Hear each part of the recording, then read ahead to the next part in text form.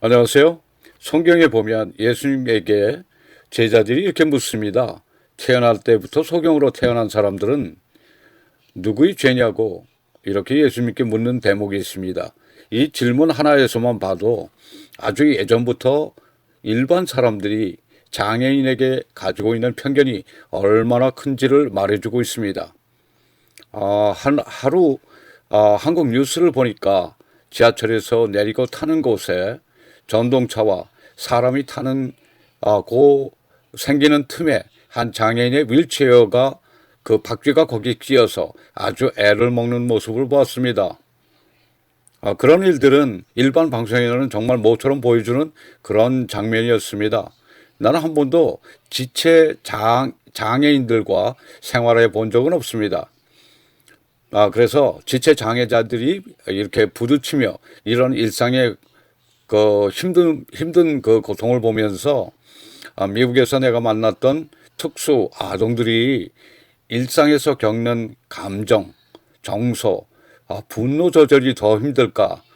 아니면은 작은 장애물에도 안절부절 못하는 신체 장애인들 중 누가 더 힘들까라는 질문이 아주 짧은 순간 스쳐갔습니다.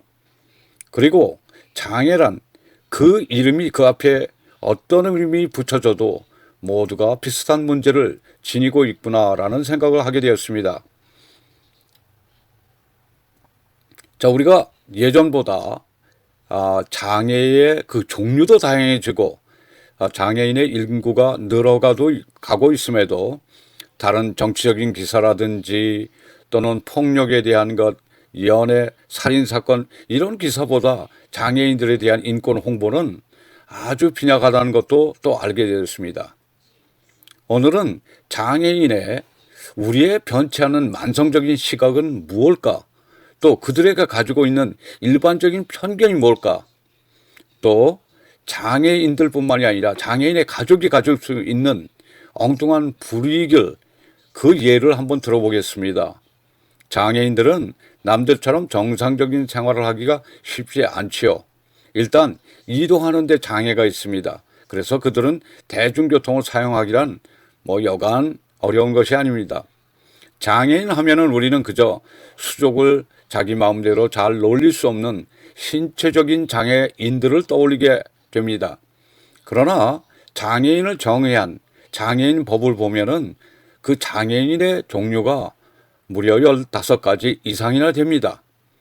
장애인에 대한 법은 특정 소수에게 적용되는 법이라 장애를 가지고 있지 않은 사람들에게는 당연히 전혀 상관없는 법처럼 여겨지고 있습니다.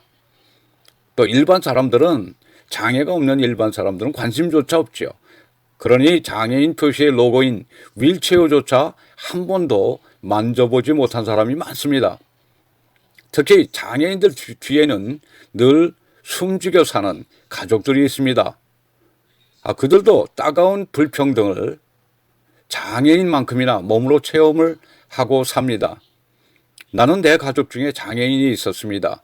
작은 형이 아주 어린 2살 때 6.25 전쟁 이후의 화약을 화로에다 집어넣으면서 그 사고로 한쪽 눈이 실명되며 또 다른 쪽도 그렇게 좋은 눈을 갖지 못했습니다. 지금같이 의학이 발달된 때가 아니라 그 장애가 그대로 노출되는 시절이라 정말 가는 곳마다 작은 형은 그 눈 때문에 주목을 받게 되고 많은 철없는 아이들은 그 일그러진 이상한 눈을 보고 슬슬 피하는 애들도 있었고 또 힘이 세 보이거나 어른들 이런 사람들이 좀 예의 없는 사람들은 재수 없다고 들리게 말을 했습니다. 그리고 애꾸라든지 무슨 눈깔 이런 욕은 아주 보통이었죠. 아침에 가게를 가거나 택시를 탄다는 것은 꿈도 못 꿨지요. 그래서 아침 심부름은 거의 내 몫이었습니다. 웃긴 건 그 일그러진 눈이 마치 전염이나 되는 듯 사람들은 늘 거리를 두며 멀찌감치 떨어져 서 있었습니다.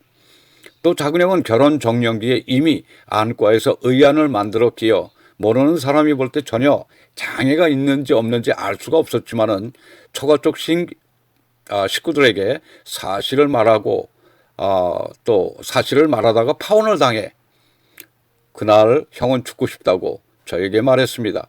그리고 사귀던 여자와 이별을 했습니다. 사실 장애인으로 사는 고통은 당사자 형뿐만이 아니라 나에게도 늘 따라다녔습니다.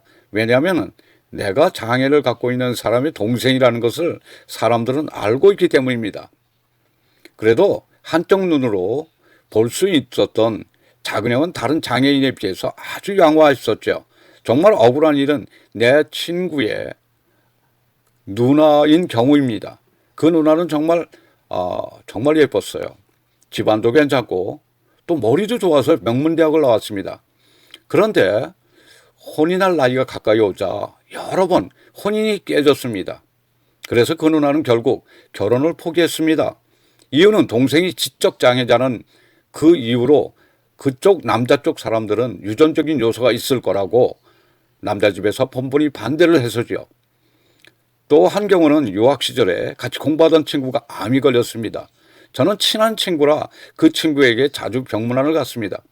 그 친구는 장애인이 아니고 병자였습니다. 그 후 그 친구가 내게 아주 힘들게 말했습니다. 인접주에 살고 있는 자기의 고등학교 동창 절친이 살고 있는데 그 친구가 보고 싶은데 그 친구 와이프가 자기가 암이라 뭔지 전염될 수 있다고 굳고 반대해서 오지 못하고 있답니다.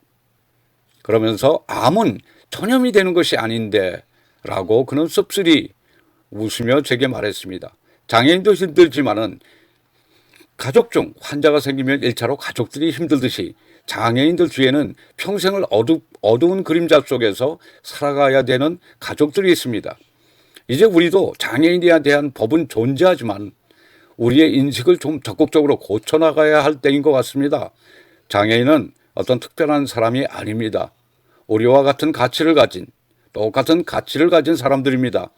약간의 이해와 관심은 그들이 좀 더 환하게 웃을 수 있고 살고 있게 웃고 살게 만들어 줄 수 있습니다.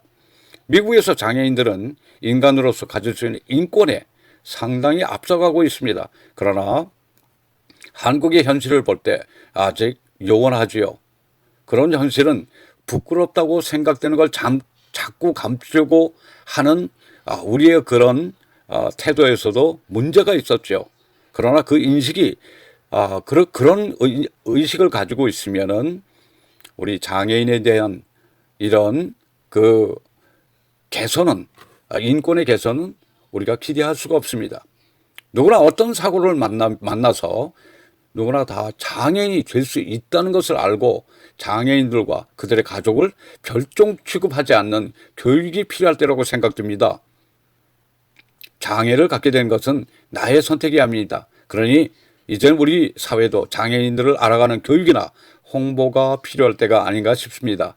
오늘은 제가 미국에서 만났던 특별 아동이 아니고 장애에 대한 그런 생각이 변치 않는 시각들 이런 것이 문득 떠올라서 이 장애인들에 대한 문제점이 뭔가 그 가족들의 아픔을 같이 이야기해 봤습니다. 감사합니다.